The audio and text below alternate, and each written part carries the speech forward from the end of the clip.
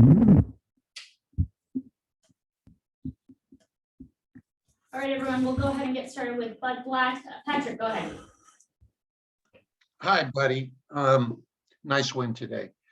Well, Patrick, that was a really good win. I would characterize it as more than nice.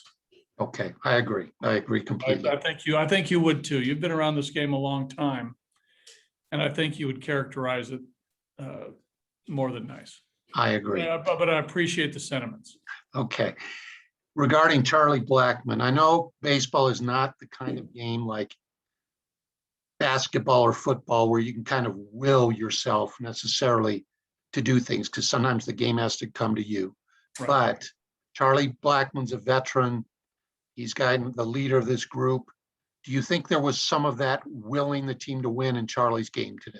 I think there was, his performance, lifted the team. And this started, and I can speak a little bit to this, even though it's, inside the clubhouse walls. But, this morning, I think Charlie took it upon himself, even this is at, 8:30 in the morning, to get the guys going. He was here early. He was vocal. He was talkative. He had energy. And you could see it from this morning. He was on the first bus. He was here before a lot of the players were even here. And when they arrived, they saw Charlie ready to play. And I think, I won't say much more than that, but, he set a great example, from the time he walked in the doors this morning, until the last out. So you're right on in what you're trying to get at. Okay. We never know, we being the media, we rarely know the extent of an injury. And I know Charlie's groin, even though he was on the field, exploded, and you could see that. But he looked 100% today. Yeah, he looked good today. I thought he was moving well. The triple, for me was the telling point about how he feels, running from second to third on the triple. He looked great. Strides were great. He was moving, underway. He was, where Charlie is in his career, he looked good. So, I think he's past the growing injury. Great. I'll hop off and let somebody else ask. Okay. Thanks, buddy. Yep. Buddy, Charlie is one of the league leaders this season when it comes to the difference between his actual batting average and his StatCast expected batting average, Right. based on the quality of contact. It seems like today is a great example of that gap starting to close a little bit. Obviously, he's more healthy now as well. Have you kind of noticed that with him during the season in terms of the luck that he's had? I just, even the last couple of games, there's there was the line drive to third. Was it yesterday? Yeah, line drive to third yesterday, I think. Yep. In the first inning. There's been a couple of hard hit balls to the right side into the shift, those sort of things. But, I've thought the last 3 weeks, the swings have been better overall with the crispness, the bat speed, and barreling more balls up. So, I also read that either this morning or yesterday about the expected, and that does make sense. And I think there's something to, barreling the ball up and eventually things evening out as far as your batting average. But again, I think the three weeks of late have been good for Charlie as far as what we're seeing, on the bat speed and the barreling of the baseball. Thanks. Danielle. Hi, buddy. What do you think of Freeland today? Kyle, was a little bit uneven, Danielle. Ironically, I thought that, his first pitch strikes ratio was great. But yet, a lot of 3-ball counts and, 84 pitches in 4 innings when you're throwing a ton of first pitch strikes, which, doesn't add up. So, again, I think, maybe Kyle can answer that, better than I, but, I thought his stuff was fine. The only thing that I know that the 4-pitch mix, the curveball didn't really come into play much today. was sort of hit or miss with the slider. I thought the changeup was good and the fastball had good velocity. He got in on some of those right-handed hitters. He beat some bats with the fastball, but it looked as though after some of those first pitch strikes throughout the course of the game, he was missing, below the zone or a little bit off the plate, just, small misses. So again, it's just a matter of him, reeling that in as we move forward, because I think he can command the ball.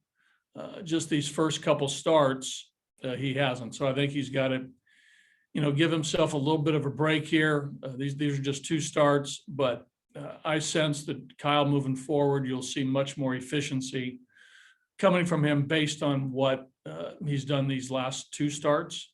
And I think he'll probably be the first to tell you that. Do you think with him, it's just a matter of getting back into the groove of the season and getting back into the consistent starts after being injured for the beginning? Say that, I missed the first couple words of that. Sorry, my Zoom is not connecting well today. Can you hear me now? Okay. Yeah. Do you think with him, it's just a matter of getting back into the groove of the season and making regular starts again? I think that's part of it. I think the first start is always, one where you might not totally feel comfortable. He was on the road, he's against DeGrom. He was pumped up, amped up. And today, might have been, not that he's always pumped up and energized today, but, again, probably, better question for him, but I think, Kyle's always ready. I don't want to say it takes time for any pitcher to get locked into the season, but this is one of hopefully, 20 something starts, right?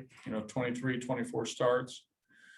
And we'll look back on this and just say these were just a little bit, less efficient than the ones that he normally makes. Thank you. Tracy? Buddy, with Bard, ever since that game against Arizona, well, May 2nd or whatever, he seems to have finally gotten back to where he's supposed to be. You guys had some conversations, didn't you, right after that about? Yeah, well, yeah, we did, have a couple discussions of, a little bit was on the fundamental side. We talked a little bit about his mechanics.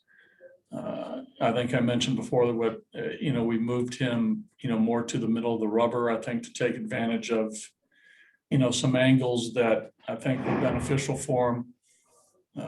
We talked about the fastball a little bit too, that, it was running off the plate a lot to left-handed hitters. We still see that every now and then, but, for me, it was more philosophical about, trusting his stuff, in the hitting area. He's got really good stuff, Tracy. He's got, a live fastball.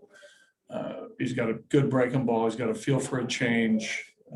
He's got, I think a clear thinker on the mound, and sometimes that works against him when I think he overanalyzes some things. So we told him, there's a component of, old school country hardball where you just go after him with your best stuff. I think we're seeing a little bit more of that. He's not, trying to, pitch to quadrants. I mean, he's attacking. And I think all these things working together, I believe have helped him. I mean, that's just my thought. And then when you have a game like today where he's going to go out for 2 innings, he hasn't pitched in a week, there can be some rustiness in there too, but he seemed to be in pretty good command of what he was trying to do. We talked about that prior to the game that, we needed to get Estevez in there and Daniel, with the off day tomorrow, Daniel hadn't pitched since the homestand. He hadn't pitched on the road trip, and Carlos pitched the first game in New York. So, he was plenty rested as well. You never know how the game was going to play out. Right. And we scored the runs in the 9th after being down, 3-1, 3-2. And we felt Daniel's pitch count in the 8th, I think it was 15 or 16, that he was fresh. We talked in between innings. He said, I'm good. And, he showed that. So, we'll do that with him. I think he's capable. He's got the weapons to go a couple innings. I think, mentally and physically, he's on board with that when rested. So we saw the result of that today. Thank you, sir. Okay. Dwayne? Hey, buddy. You talked several times about how this team is a resilient team. And yesterday, of course, you didn't score in both ends of the doubleheader. Today, you're down 3-1 in the 8th inning. You come back and rally and win the game. Do you think a win like today can, as you're headed home for a homestand, really be that springboard that you've been talking about? To get Yeah. Well, run? let's hope so. I think it can. Obviously Herman Marquez is pitching Tuesday. He's got a lot to say about how we do based on his performance. But, what I liked today, Dwayne, was, this was frustrating up until the last couple innings, right? We had some opportunities numerous times throughout the game, and, we couldn't even at times put the ball in play. And, I could tell the group was, they're frustrated, man. They were all emotions of being angry, being discouraged, being down, all those things about, not coming through. But we kept fighting, right? We kept fighting, and, Charlie, got some big hits late. The big one after, McMahon's at bat, which I think was, probably, set the tone for that inning. The 12th pitch at bat against Rodriguez, who I think has been spotless. I think he was whatever he was in safe situations. He hasn't blown one. And, Max at bat was, really, really impressive. And then Chuck got a, ball in the gap, and, Josh walked, a lot of good things happened. But we did some things prior to that, in the middle part of the game where it left us frustrated. So we didn't let it bother us as the game went on. Your point about resiliency showed up in the later innings, and it was a really, really great win. And hopefully it can catapult us to a good homestand. Great. Thank you.